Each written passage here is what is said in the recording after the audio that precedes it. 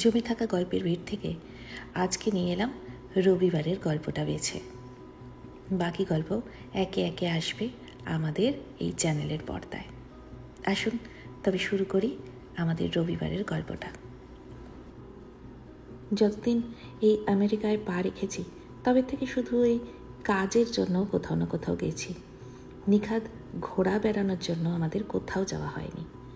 সেজন্যেই আজকে ঠিক করলাম বেরিয়ে পড়ব। ম্যাডলি বাঙালি চ্যানেলে সবাইকে নমস্কার, সবাইকে ওয়েলকাম। আজকে রবিবার, এখন আমরা একটু ঘুরতে বেরোচ্ছি। আসলে যখন থেকে এসছি তখন থেকে আমরা এই হোটেল বন্দি, সমস্ত কাজকর্ম নিয়েই দিনগুলো কাটছিল আর কি। ব্যাংক অ্যাকাউন্ট থেকে এসএসএর নাম্বার, বাড়ি খোঁজা, খাবারের জোগাড় করা, এই সমস্ত। তো আজকে একটুখানি সময় পেয়েছি আর কাজগুলোও মোটামুটি সব গোছানো হয়ে এসছে বলে মনেও একটু শান্তি আছে। ভাবলাম আজকে এত সুন্দর একটা ওয়েদার নষ্ট করবো না আর হোটেলে বসে। এখন আমরা ঘুরতে যাচ্ছি। পটুম্যানের মা আর বাবা, চলুন আপনারাও সঙ্গে যাবেন। এখন ঘড়ির কাঁটা বলছে দুপুর 1:30। আজকের ওয়েদারটা অসম্ভব ভালো, খুব ঠান্ডা আর প্রচণ্ড হাওয়া দিচ্ছে, আবার রোদও ওঠেনি তেমন। এরকম একটা মেঘলা রবিবারের দিনে ঘরে বসে কাটিয়ে দেওয়া যায় বলুন? সেই জন্যেই বেরিয়ে পড়লাম। চললাম কোথায়? যাচ্ছি নিউ ইয়র্কের টাইম স্কোয়ার দেখতে। এত বেলায় বেরিয়ে এর বেশি আর কিছু দেখতে পারবো না, তবে ওই একটা জায়গায় দেখে আসবো আজকে। বহু দিনের বহু গল্প শোনা একটা জায়গা, জানি না নিজের চোখে দেখতে, নিজের অভিজ্ঞতায় সেটা কীরকম লাগবে। তবে যেমনই লাগুক, আমেরিকায় এসে প্রথমবার কোথাও ঘুরতে যাচ্ছি, সেজন্য আজকে আমরা 3 জনেই খুব খুশি। চলুন, আমরা ক্যাব বুক করেছি, এক্ষুনি বেরিয়ে পড়ব। আরও একটা মজার ব্যাপার হচ্ছে যে আজকে আমরা ট্রেনে করে যাব, একেবারে লোকাল ট্রেন যাকে বলে। আমরা কাছাকাছি একটা স্টেশন আছে, মেট্রো পার্ক স্টেশন বলে, সেখান থেকেই ট্রেনে উঠব। এক গুজরাটি আঙ্কেলের ক্যাবে করে হিন্দি গান শুনতে শুনতে দিব্যি পৌঁছে গেলাম মেট্রো পার্ক স্টেশনে। এবার কাজ হচ্ছে টিকিট কাটা। ছন্দক যাবে টিকিট কাটতে, আর পটু ক্যাব থেকে নামতে চাইছে না। অলরেডিও বুঝে গেছে এক্ষুনি নামাবো, তাই জন্য একটুখানি কান্নাকাটি জুড়েছে। একেবারে গাড়ি টাড়ি পাচ্ছে না তো ছেলেটা এখানে। যাই হোক, আপাতত পটুকে নামানো গেছে, আর এইটা হচ্ছে মেট্রো পার্ক স্টেশনের টিকিট কাউন্টার। পটুম্যানকে কিছুতেই বোঝানো যাচ্ছে না যে এবার আমরা একটা অনেক বড় লম্বা গাড়িতে উঠবো আর অনেক দূর যাব। টিকিট দুজনের পটুর টিকিট ফ্রি, আমাদের 12.5 টাকা করে, 12.35 করে আর কি। ঠিক আছে, চলো যাই। 10 বছর বয়স অবধি শনি আর রবিবারে বাচ্চাদের ভাড়া লাগে না, তাই জন্য পটুরটা আজকে ফ্রি। এই যে এইখান থেকে বলা আছে যে নিউ ইয়র্কের ট্রেন পাওয়া যাবে। টুক করে সিঁড়ি দিয়ে উঠে আমরা প্ল্যাটফর্মে চলে এসেছি। ব্যবস্থা অনেকটা ওই আমাদের দেশের মতোই। এখন বেজায় ঠান্ডা লাগছে, মনে হচ্ছে এবার সোয়েটারটা ব্যাগ থেকে বের করতেই হবে। এই হচ্ছে প্ল্যাটফর্ম, আর দূর থেকে আসছে একটা ট্রেন।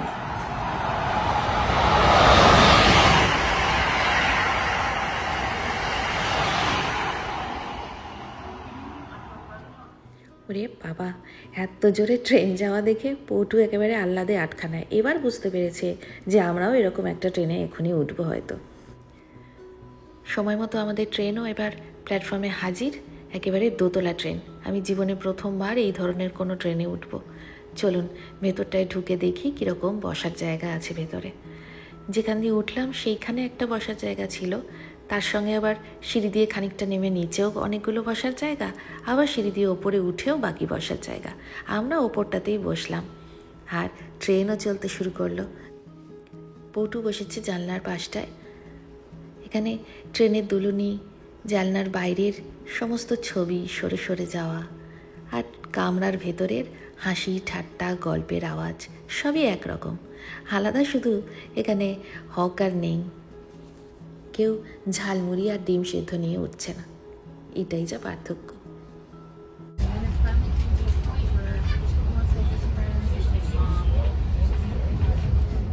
আমার মতো যারা কালে ভদ্রে ট্রেনে চড়ার সুযোগ পান তাদের কাছে বোধহয় পুরো যাত্রাটাই একটা পুরনো ভীষণ প্রিয় গল্পের মতো। কখনো ফিরতি পথে ট্রেন, কখনো নাম না জানা স্টেশন পেরিয়ে অচেনা অজানা রাস্তাঘাট বাড়ি ঘর দেখতে দেখতে গাছের সারির পাশ কাটিয়ে একটা ভুলতে না পারা রবিবারের দুপুর মনে মনে কুড়িয়ে রেখে দিচ্ছিলাম। পটুম্যানের ঝকঝকে হাসি বলে দিচ্ছিল পটুম্যান ওর মতো করে অনেকটা মজা করছে, যদিও ভাষাহীন তবু বাংময়।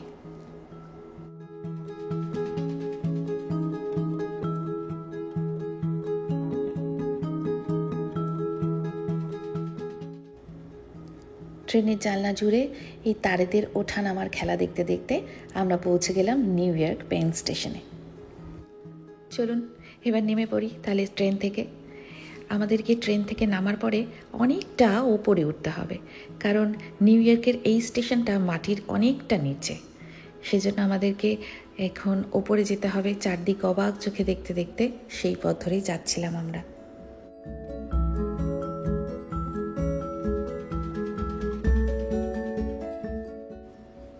এ যেন ঠিক আমাদের কলকাতার মেট্রো স্টেশনগুলোর মতো, যা দেখি তাই মনে হয় কলকাতা, আর নয়তো যা দেখি তাই অবাক লাগে।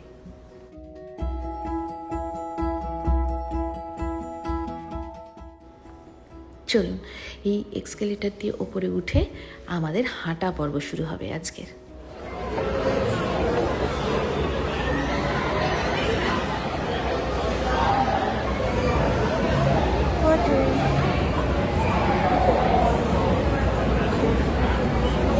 আজকের এই পর্বে আমি যথাসম্ভব চারপাশের সমস্ত শব্দগুলোকে রাখার চেষ্টা করেছি। আমেরিকা শুধু দেখতে কেমন তা নয়, আমেরিকা শুনতে কেমন সেটাও যেন এই ভিডিওয়ে থাকে। পরে কোনো দিন যখন আমি এই ভিডিও ফিরে দেখব, তখন যেন আজকের এই ভিডিওর সমস্ত রূপরস গন্ধ সবটা নিয়ে এই ভিডিওটা দেখতে পারি। আজ এই 8 ডিগ্রি টেম্পারেচারের দুপুরবেলা প্রচণ্ড জোরে হাওয়া দিচ্ছে, একেবারে চোখে মুখে ঝাপটা দিচ্ছে সে ঠান্ডা হাওয়া। তার মাঝখানেই চোখ মেলে অবাক হয়ে দেখছি ক্যালেন্ডারের পাতার থেকে চোখের সামনে উঠে আসা এক টুকরো নিউ ইয়র্ককে। আকাশ ছোঁয়া সমস্ত বাড়ির গা জুড়ে বিশাল বিশাল সব বিজ্ঞাপন, পরিষ্কার ঝকঝকে আকাশে উড়ে যাওয়া একটা প্লেন, আর চারপাশের অচেনা অজানা অসংখ্য মানুষের কলকাকলি।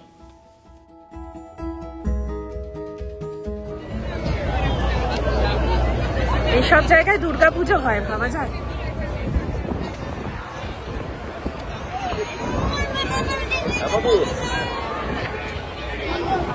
পুরো রেস্টুরেন্ট এসেছি মনে হচ্ছে না? হ্যাঁ, মানে একটু হাইফাই, অনেকটা তাই, একটু হাইফাই রেস্টুরেন্ট আর কি, আর প্রচুর ঠান্ডা।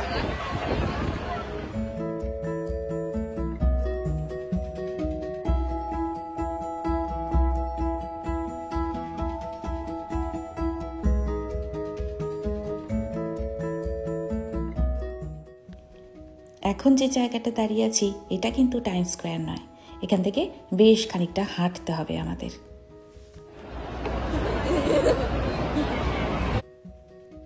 আমেরিকার মতো দেশে এসে এরকম চোখের সামনে রিক্সা দেখলে কতটা ভালো লাগে বলুন। এখানে শুধুমাত্র ঘোরার জন্য, মানে মনোরঞ্জনের জন্য কয়েকটা রিক্সাও রাখা রয়েছে।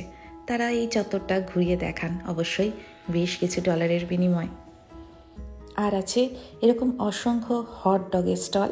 হাঁটতে হাঁটতে দেখছি একেবারে ফুটপাথ জুড়ে হট ডগের প্রচুর স্টল রয়েছে। পথ চলতি মানুষ সে সমস্ত কিনে খাচ্ছেন।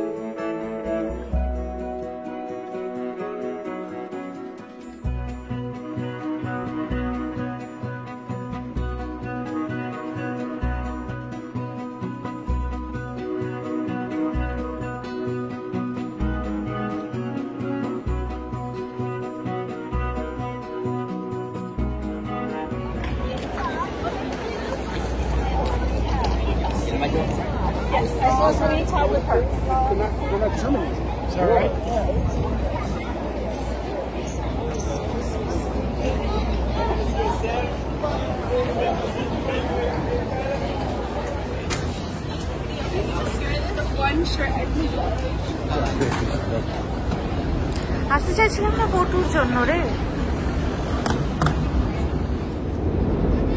এরা সর্বত্র।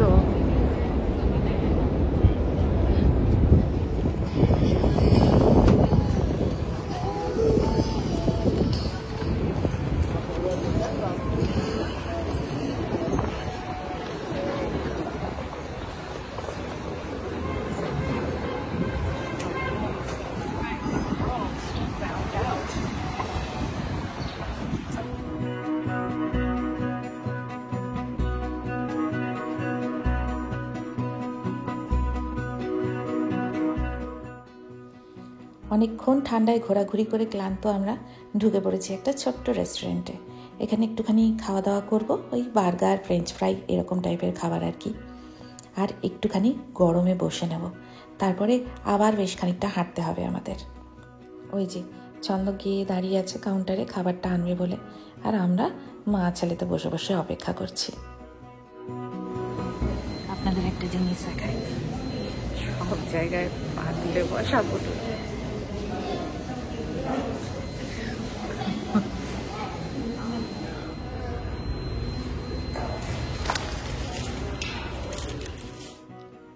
এই হচ্ছে আমাদের খাওয়া দাওয়া, 2টো বার্গার, 2টো ফ্রেঞ্চ ফ্রাই আর পটু ম্যানের চিকেন ভাজা, এই সমস্ত খাবো। একটা জুসও নিয়েছি। এই খেয়ে আবার আমরা হাঁটা লাগাবো। যা ঠান্ডা বাইরে, মাঝপথে আমরা থেমে ব্যাগ থেকে সোয়েটার বার করেও পরে নিলাম। পটুকে তো সোয়েটার বাড়ির থেকেই পরিয়ে এনেছিলাম। চলুন তবে খাওয়া দাওয়া শেষ করে আবার বেরিয়ে পড়ি পথে। রাস্তার দুধারে যা দেখছি তাই যেন অবাক লাগছে। কখনো মেল বক্স দেখছি, কখনো বা রং বেরঙের ফুল দেখছি, কত নাম না জানা কোম্পানির গাড়ি দেখছি, আর উঁচু উঁচু বিল্ডিং দেখছি। আরও একটা জিনিস দেখে চক্ষু ছানা বড়া হলো, সেটা হচ্ছে আমাদের দেশে এই জিনিসটি বেআইনি, তবে এদেশে এটি আর বেআইনি নয়, একেবারে দোকান সাজিয়ে এই জিনিসটির বিক্রি চলছে। তো যাই হোক, যে দেশে যেমন নিয়ম।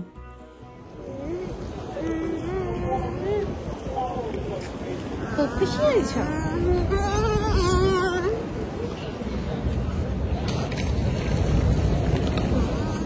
ফ্রিজ ম্যাগনেট জোগাড় করা আমার বহুদিনের নেশা। তো রাস্তার ধারেই এইভাবে ফ্রিজ ম্যাগনেট বিক্রি হচ্ছিল, এক একটি $2 করে, 6টা নিলে $10। আমরা 2টো নিলাম, এই 2টো। এছাড়াও বিভিন্ন দোকানেও বিক্রি হচ্ছিল, তবে সেখানে এক একটি $8 করে বলছিল। আমার মনে হয় রাস্তার ধারের দোকান থেকে নেওয়াই ভালো, কোয়ালিটিও খুব একটা খারাপ বলে মনে হলো না।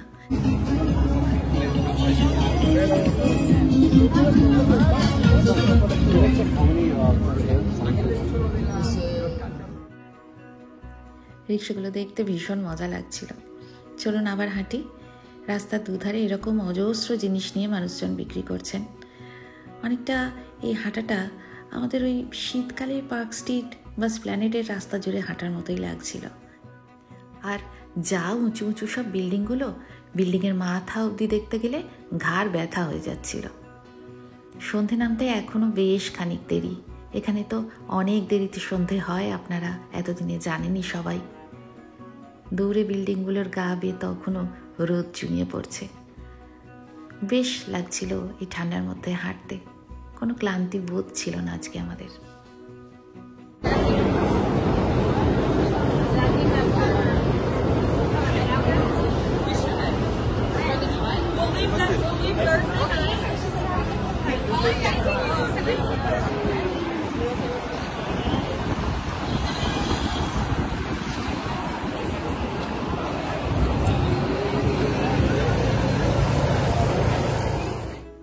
এই যে অরেঞ্জ কালারের বাসগুলো দেখছেন, দোতলা বাস, এরা এখান থেকে ঘুরতে নিয়ে যায়।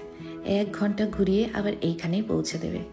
তবে আজকে খুব ঠান্ডা হাওয়া দিচ্ছে, তো অতক্ষণ আমরা আর বাইরে থাকবো না। আমরা প্রায় টাইম স্কোয়ারের কাছে পৌঁছে গেছি। ওখানে মিনিট 15-20 সময় কাটিয়ে তারপরে বাড়ির পথে রওনা হব।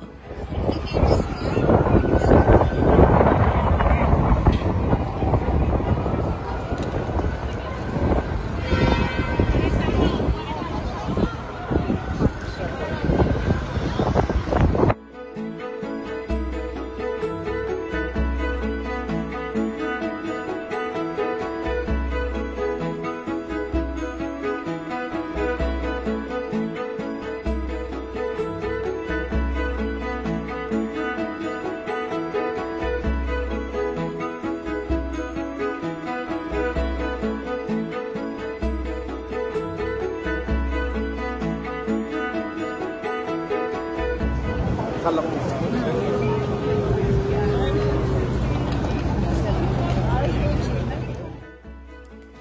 ফুটপাত জুড়ে বসে থাকা অসংখ্য মানুষ, কেউ বা স্প্রে পেন্টিং করছেন, কেউ আপনারই পোর্ট্রেট এঁকে দেবেন, অথবা ফটো তুলে দেওয়ার লোকও প্রচুর রয়েছে। একদম সামনে এসে আমাদের দেশের মতোই বারবার রিকোয়েস্ট করছেন ফটো তোলার জন্য।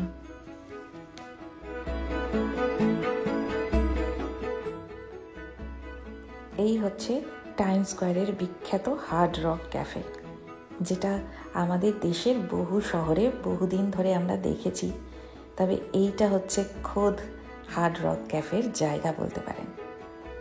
আর মোটামুটি এই জায়গাটার থেকেই টাইম স্কোয়ার শুরু।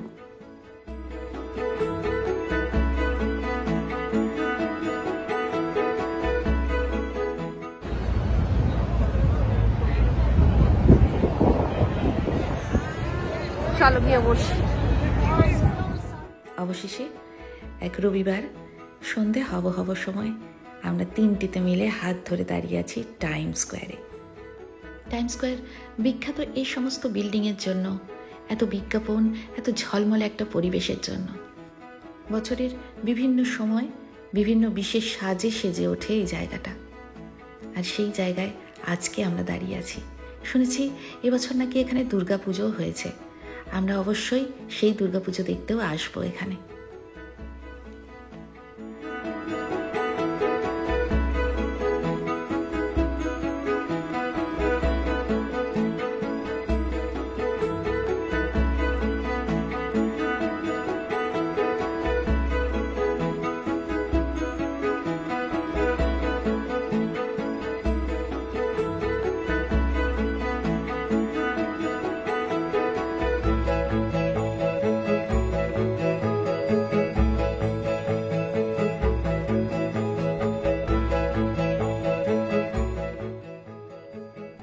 আমরা এই মুহূর্তে যেখানে দাঁড়িয়ে আছি মিড টাউন ম্যানহাটন, এখানকার একটি বিখ্যাত বিল্ডিং হচ্ছে আপনাদের সামনের এই বিল্ডিংটা। 99 বছর বয়সী 33 তলা এই বিল্ডিংটির নাম প্যারামাউন্ট বিল্ডিং। এই নামটাই যথেষ্ট এই বিল্ডিংটার সম্বন্ধে বলার জন্য। প্যারামাউন্ট বিল্ডিং, প্যারামাউন্ট থিয়েটার, সমস্ত কিছু হচ্ছে এই বিল্ডিংটা। চলুন এইবার আমাদেরকে ফিরতে হবে। এই ঠান্ডায় পটুকে নিয়ে আর বেশিক্ষণ থাকলে হয়তো বা ঠান্ডা লেগে শরীর খারাপ হয়ে যেতে পারে। আমাদের তিনজনেরই সেই ভয়টা আছে। আর সন্ধেও হয়ে আসছে, ফিরতি পথে সেই ট্রেনে করেই আমরা ফিরব। সুতরাং চলুন আবার হাঁটতে হাঁটতে চোখ বোলাতে বোলাতে আমরা চলে যাই আমাদের স্টেশনের দিকে।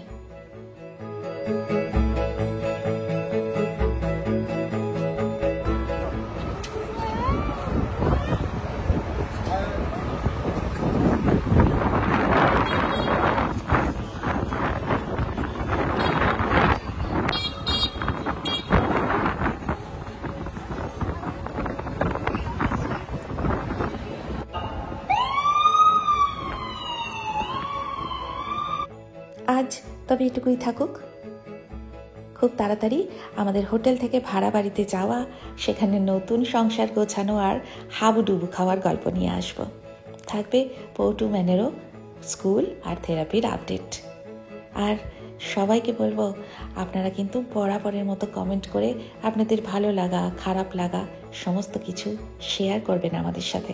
বড্ড ভালো লাগে আমাদের সমস্ত কমেন্ট পড়তে। সবাই খুব খুব খুব ভালো থাকবেন আর আমাদের সঙ্গে এভাবেই থাকবেন। খুব তাড়াতাড়ি দেখা হবে নতুন দিনের গল্পে।